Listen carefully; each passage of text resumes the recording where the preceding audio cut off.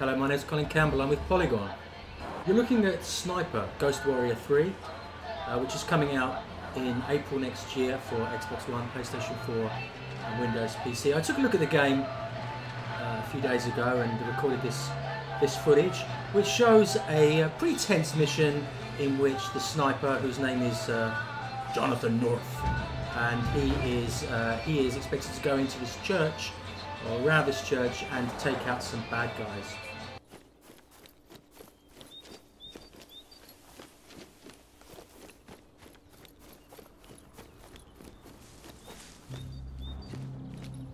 This looks like the church Frank was talking about.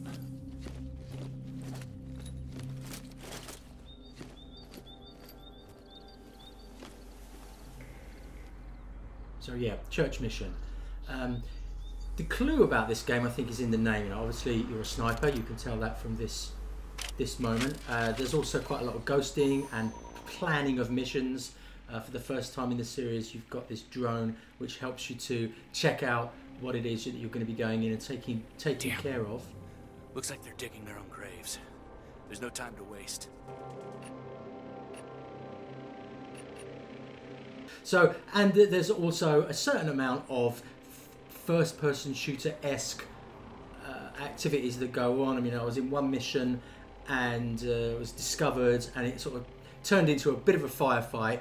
You're a lot more vulnerable than you would be in like a Call of Duty type game, but it's still, to a certain extent, you've got that option. At all times during the game, you're carrying your sniper rifle. Over. And I see the target. Roger, take him down.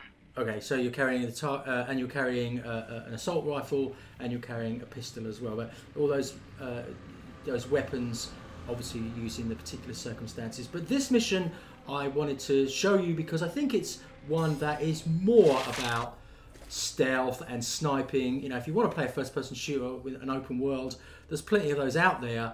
And this one, because it focuses on sniping. Let's just watch this guy. He takes his time here, as is, I think, appropriate. And you can see the sniper rifle, how you look at the distances that you've got to take account of. I feel like I should speak quietly, don't you?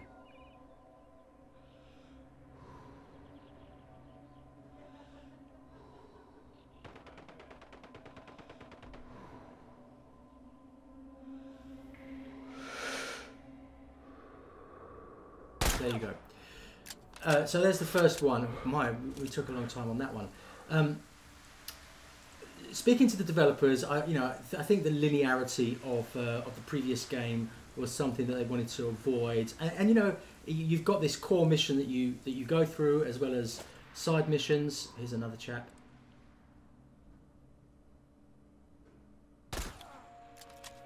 The game takes place in Georgia. Not the Georgia in America, the other one, and there has been a sort of separatist uprising. Uprising, is that the right word? You know, normally, a separatist movement that is anti-Georgia government, and you go in, you're on behalf of the Georgian government. In the sort of world of real politics, you'd expect this to be backed by the Russians, who obviously have a problematic relationship with Georgia. But I believe that the story kind of takes some strange twists and turns. And you can see here in your sort of stealth view the ledges that you can climb up in order to get a bead on your enemies. And I'm just going to sort of be quiet here for a bit and let you guys watch how the mission unfolds.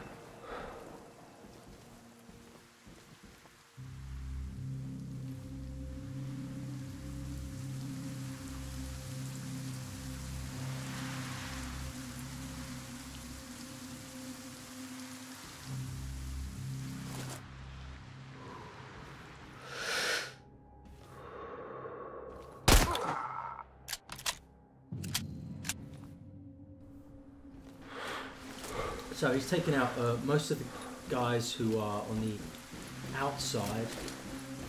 But as you'll recall from the drone that we sent in earlier,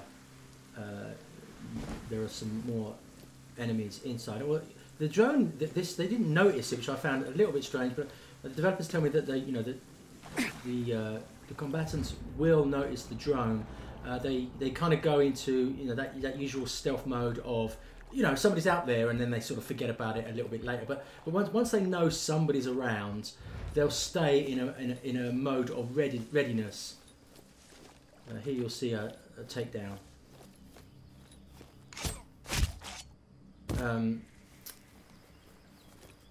There is an in-game economy. You upgrade your weapons, you upgrade your abilities.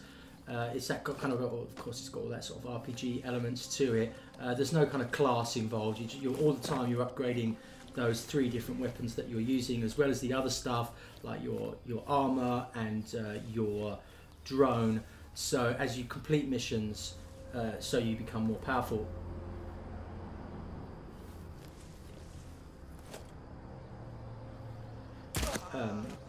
There are also the side missions are called war crimes, and I asked the developers if that referred to them, the enemy, or you, the combatant, and they assured me that was about the enemy. And you saw in this game some of these poor chaps who are digging their own graves and fully expecting to be executed by these insurgents. And your job in this mission is to set them free.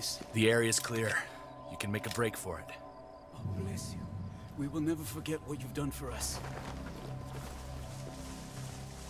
So you've completed this mission, and there is a certain, with these sniper games, there is a certain sameness about the mission, isn't there? You sneak up, you stake out the objective, and you shoot them, and then you go on to the next one. And there are, I think, going to be a lot of clear the camp type missions in this game, but I'm told that there are others in which you're rescuing people, and there's a narrative that goes on in the game that gives it a little bit more variety than your usual sneak up and kill everybody type missions. I like the world here. I think it's nice. I'm told that there are some kind of small towns that you can explore, but mostly it's sort of rural areas. There are no big cities. I'm just gonna, for the last minute of the video, just kind of let you look at some of these weapons that you can sort of upgrade and choose. If you're into this sort of stuff, then the different types of weapon will handle differently according to your own particular needs and skills. So I'll leave you with this. As I say, the game is coming out in early April next year. This is Sniper Ghost Warrior 3.